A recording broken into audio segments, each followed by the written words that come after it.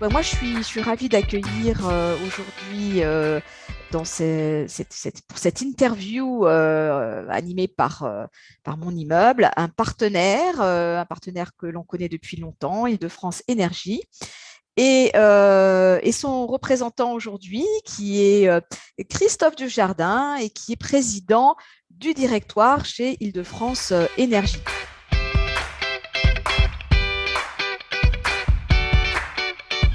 Merci Isabelle. Donc effectivement, je représente Île-de-France Énergie, qui est une société qui a été créée en 2013 pour faire de la rénovation énergétique en copropriété. C'est vraiment notre spécialité et on intervient sur l'ensemble du champ de la rénovation énergétique, de l'audit jusqu'au suivi et réception des travaux, avec une phase importante qui est le cœur du dispositif qui s'appelle la conception d'un programme de travaux. Et on offre toute la palette nécessaire en termes d'études, des études architecturales, tout ce qui est thermique, tout ce qui permet de faire des calculs d'économie d'énergie après travaux, tout ce qui est fluide, le chauffage, la ventilation, l'ingénierie financière qui est vraiment extrêmement importante, puisque l'objectif, c'est que chaque copropriétaire, au moment du vote des travaux, sache exactement à quoi il s'engage sur le plan financier. Donc, on va chercher des aides, on fait des simulations individuelles pour chacun des copropriétaires, et on va jusqu'au prêt, puisque Île-de-France Énergie est une société dite de tiers financement, la seule en Île-de-France. Et ça nous est permis par notre capital essentiellement public. On est ce qu'on appelle une société d'économie mixte à fort capital public. Et donc, Alors on peut justement, prêter. là, Christophe, ça peut être une question à part entière, juste pour ceux qui ne savent pas forcément ce que c'est qu'un tiers financeur. C'est quand même votre particularité. Donc je voudrais qu'on assiste, voilà, un petit peu, fasse un petit focus juste là-dessus, parce que je pense que c'est important.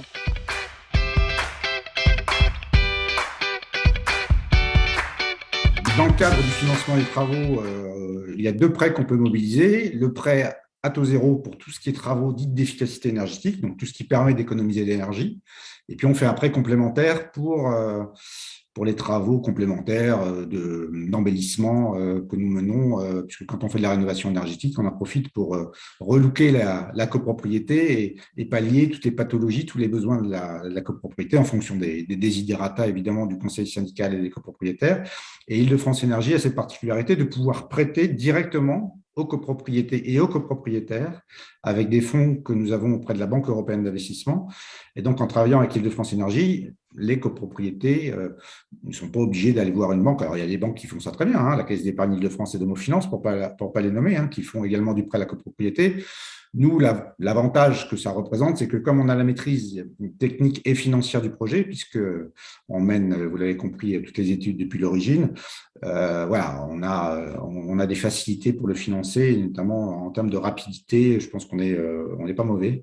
Voilà. Alors, on prête directement. Donc, en travaillant avec Île-de-France Énergie, vous n'êtes pas obligé de vous adresser à une banque. Et en plus, on préfinance les aides, puisque c'est pas très bien fait, mais c'est comme ça. Les aides, notamment ma prime rénov, hein, les aides actuelles et les certificats d'économie d'énergie sont versés après les travaux. Or, les copropriétés en ont besoin pour payer leurs entreprises, évidemment. Et donc, nous, on fait un contrat sur une courte période, 2-3 ans, pour avancer ces aides. Et au moment où la copropriété reçoit des organismes attributeurs de l'ANA, notamment les aides, à ce moment-là, la copropriété nous rembourse. Vraiment, Île-de-France Énergie a été créée, hein, c'est pour ça que la puissance publique a mis 10 millions d'euros au capital de la société pour faciliter la rénovation énergétique en copropriété, puisque ce n'est pas à vous que je vais l'apprendre, Isabelle, et les personnes qui regardent cette vidéo non plus, hein, puisqu'ils sont fortement impliqués. La copropriété, bah, c'est un sujet assez compliqué, hein, avec c'est amusant parce qu'on a des gens qui vivent ensemble, qui ne se sont pas choisis. On sait qu'il y a deux couples sur trois en France qui divorcent. Il y a des gens qui se sont choisis et en copropriété, ben, on a des voisins qu'on n'a pas forcément choisis. Et à un moment donné, il y a des investissements importants à faire, plusieurs millions d'euros. Alors, ce n'est pas tous les jours, hein, mais c'est tous les 15 ou tous les 20 ans. Et il faut coordonner toutes ces personnes qui vivent ensemble, qui ont des intérêts, des âges, des moyens financiers, des envies qui sont différentes.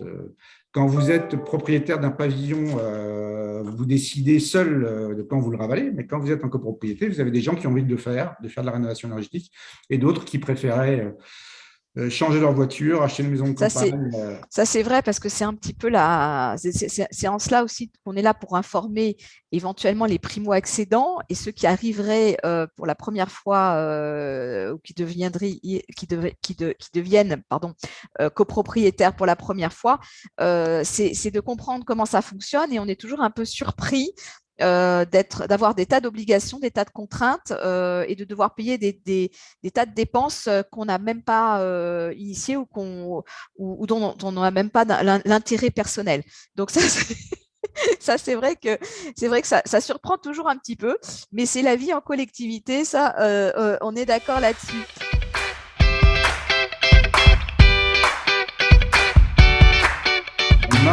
Avec le confinement, nous, on a été très, très inquiets, comme d'autres acteurs économiques, puisque, évidemment, on était tous chez nous. On s'est dit comment les choses vont fonctionner.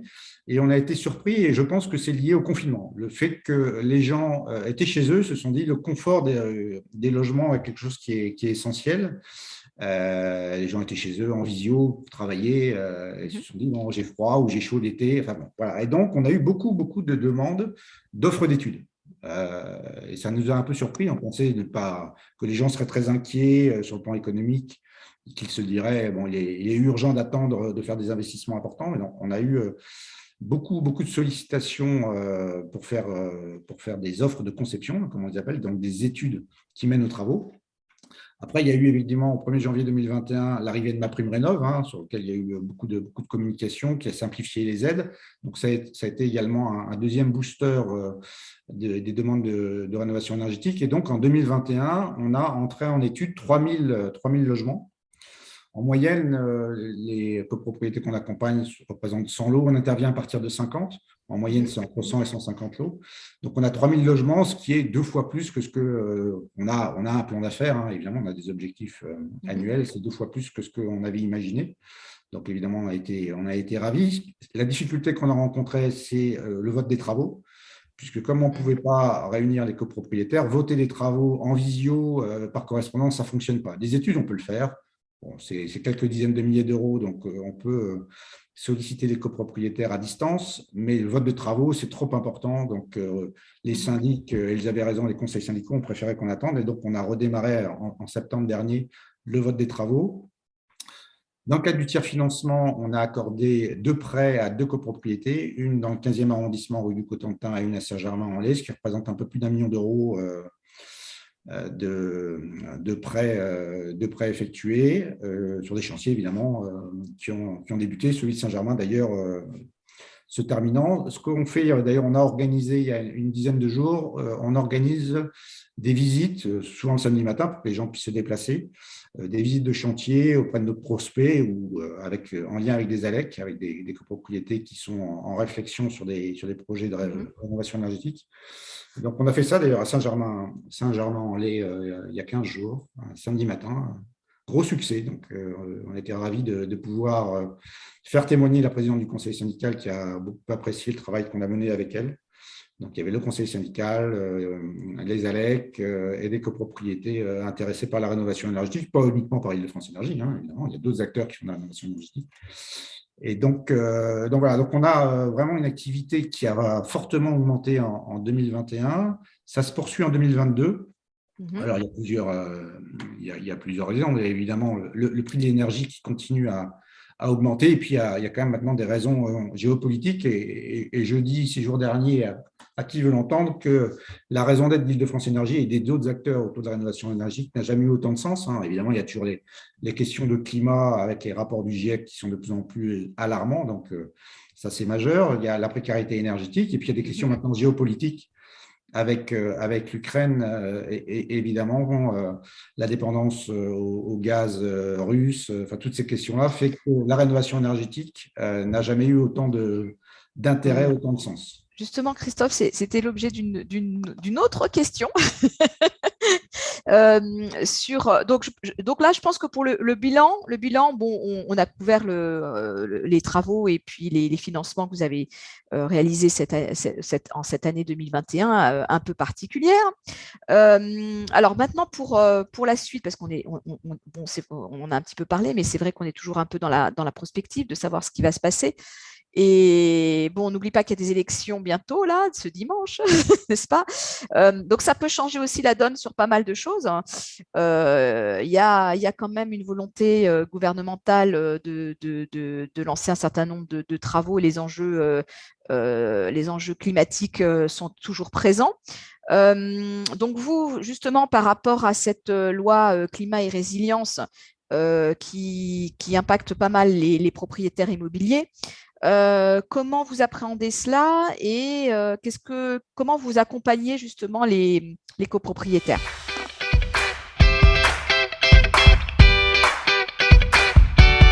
Alors, sur les aides, je vais répondre indirectement à vos questions, peut-être pas à votre question, d'ailleurs, vous me direz. C'est pas grave, je l'ai posé quand même, hein, mais Non, mais je vais répondre. Ma prime rénov', comme je disais, a démarré le 1er janvier 2021 pour 2 ans. C'est dans le cadre du plan de relance lié à la crise sanitaire. Donc, on est garanti sur 2 ans et ça, c'est fondamental. C'est qu'il faut qu'au moment du vote, les copropriétaires sachent que les aides sont garanties. Elles sont sanctuarisées, ce qui n'était pas le cas avec une partie des aides précédentes, notamment le crédit d'impôt de transition énergétique. Donc, aujourd'hui, c'est sécurisé. Mais après le 31 décembre 2022, nul ne sait si effectivement ce sera ces mêmes aides, si elles seront différentes, si elles seront plus importantes, moins importantes. Et comme vous l'avez dit, Isabelle, il n'échappe à personne qu'on va voter dimanche et le week-end d'après. Donc, voilà. Ce qu'on sait, nous, d'après les contacts que nous avons, et hier, on avait une conférence, il y avait un membre, un chef de projet du ministère de la Transition énergétique, qui disait que de toute façon, l'ambition, c'est de toujours aider les copropriétés à faire des travaux. Et donc, il est prévu, mais après, on verra les élections, il est prévu que ce dispositif soit reconduit sous la même forme ou peut-être un peu amélioré, parce qu'il y a toujours des choses à améliorer. Et ils sont très à l'écoute des retours du terrain. Donc, je pense qu'il y aura, sauf catastrophe électorale, il y aura une pérennité, une continuité, voilà, dans les projets déjà menés et ça, c'est fondamental, parce que ça fragilise les copropriétés qui disent oui, mais comme les études sont assez longues, est-ce qu'au moment du vote des travaux, j'aurai les aides que vous me promettez? Nous, on leur dit, écoutez, on n'en sait rien, mais ce qui est important, c'est que vous ayez des études qui soient sérieuses et qui soient réalisées pour que le moment venu, en fonction des aides, vous puissiez déclencher tel ou tel scénario de travaux.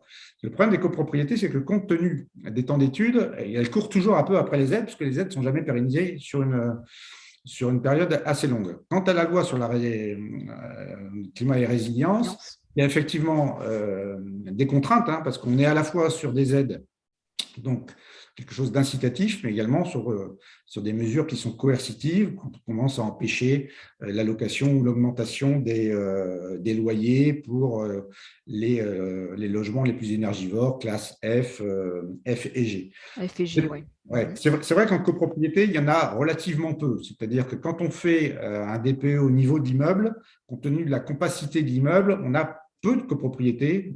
Je pense que d'ailleurs, sur les 80 qu'on a accompagnés, on a dû en avoir 2 ou 3, on en a peu qui sont en classe F et G. Ce qui est complètement différent en maison individuelle, où là, effectivement, des passoires thermiques, vous en avez davantage. C'est la compacité de l'immeuble qui fait qu'il y a moins de passoires thermiques, même si on a, hein, il y a moins de passoires thermiques en copropriété. En revanche, comme maintenant le DPE est au logement, vous pouvez avoir au sein d'une copropriété qui serait classée E, par exemple, un logement au dernier étage et en pignon qui serait classé F et G. Et là, le copropriétaire sera en difficulté. Évidemment, son bien perdra de la valeur, puisque à partir du moment où vous ne pouvez plus augmenter les loyers ou même le relouer, même si la personne qui l'achète pour l'occuper, forcément, ça dévalorise le bien. Donc là, on peut avoir des copropriétaires qui seraient en difficulté par rapport à cette nouvelle loi, alors que la copropriété dans son ensemble ne serait pas forcément concernée.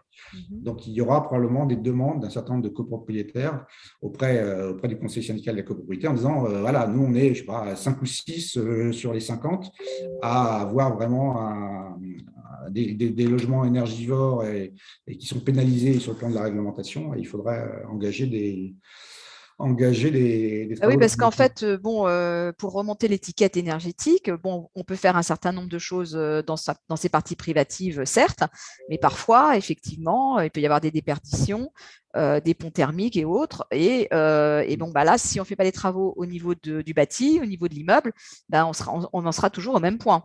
Exactement. Donc, on est un peu dépendant quand même de la volonté de faire des travaux dans sa globalité. Et si les autres ne sont pas spécialement concernés, ça reste toujours compliqué parce qu'il faut Non, bien motiver sûr, les parce que troupes. Mm. l'essentiel des travaux sont les travaux qui concernent toute la copropriété, hein, isolation des façades, Oui. isolation des toitures, des planchers bas. Mhm. Donc, c'est effectivement des travaux qui doivent être décidés au niveau de la copropriété, ça c'est clair. C'est la OK. difficulté, hein, évidemment. Et comment vous voyez l'avenir? Alors, vous avez aussi des objectifs, j'imagine, pour la suite.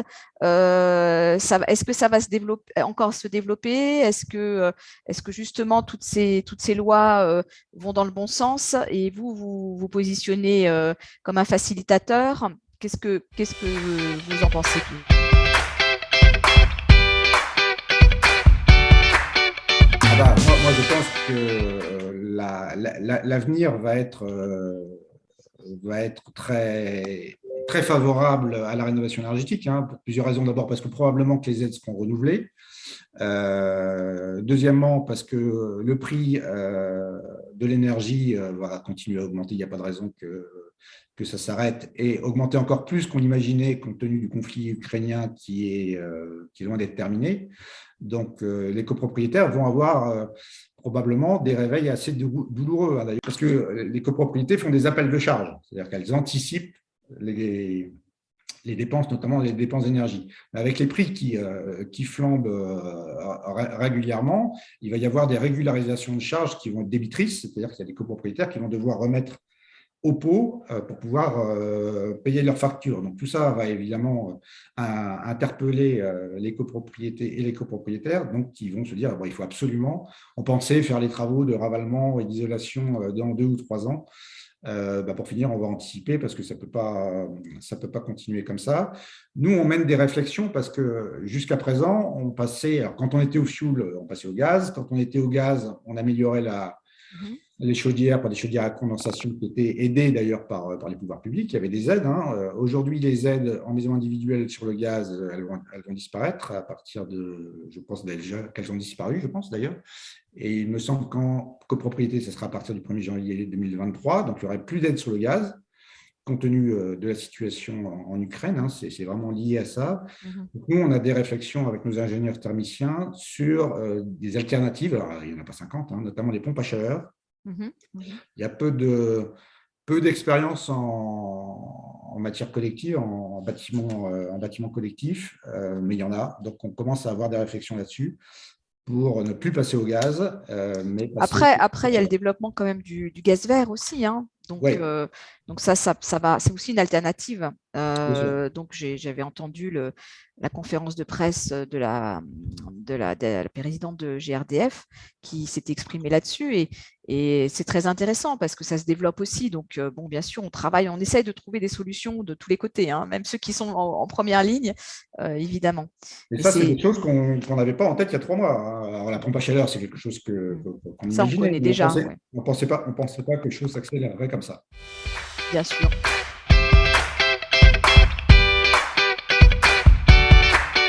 Voilà. Écoutez, moi, je pense que la rénovation énergétique n'a jamais eu autant de sens aujourd'hui pour les raisons qu'on a évoquées ensemble, hein. Donc, il existe aujourd'hui des acteurs comme Île-de-France Énergie qui sont là pour accompagner les copropriétés sur des projets qui sont au long cours, hein, entre le moment où on rentre en lien avec la copropriété et le moment où on vote les travaux, c'est 4 ou 5 années. Donc, il faut être aux côtés des conseils syndicaux et des syndics, voilà, pour gérer avec eux le projet, pour les rassurer, pour apporter plusieurs scénarios de travaux, hein. Il n'est pas question d'imposer quoi que ce soit aux copropriétés, ça c'est vraiment important. C'est les copropriétaires qui choisissent en fonction des scénarios de travaux plus ou moins ambitieux qu'on leur propose. Et Île-de-France Énergie est là vraiment pour les accompagner tout au long de ce chemin. C'est un parcours compliqué et parfois avec quelques Compliqué, embûches, ouais. hein, donc il faut. Compliqué, mais quand on y arrive, et Je pense à la présidente du conseil syndical où on a un autre président de conseil syndical à Rambouillet. Les gens sont ravis. Et c'est amusant parce que les premiers retours qu'on a, ce n'est pas sur les consommations, parce que le retour sur les consommations, il faut attendre l'exercice de charge, mais c'est sur les questions de confort. On n'a pas toujours le recul sur les consommations tout de suite. Hein. Il faut attendre au moins 1 ou 2 exercices. Ouais. Les questions de confort d'été, confort d'hiver, ça, c'est vraiment les premiers retours extrêmement positifs que nous avons des copropriétaires. Donc voilà, faites de la rénovation énergétique, ça améliore votre confort, les économies d'énergie, la valeur de votre logement. Il y a plein de raisons. Et puis évidemment, pour la planète. Et puis c'est bon pour la planète. Voilà. Il ne faut pas l'oublier, c'est quand même, on est tous sur la même planète. Hein. Donc voilà. Faisons de la rénovation énergétique. Exactement. Bon, merci Christophe Dujardin pour toutes ces précisions, ces bons conseils. Et on ne manquera pas d'aller vous consulter, d'aller voir votre site internet et bien sûr de suivre toutes les actualités vous concernant dans les pages de monimmeuble.com. Voilà, on vous dit à bientôt, on vous remercie. Merci et à très vite. À bientôt.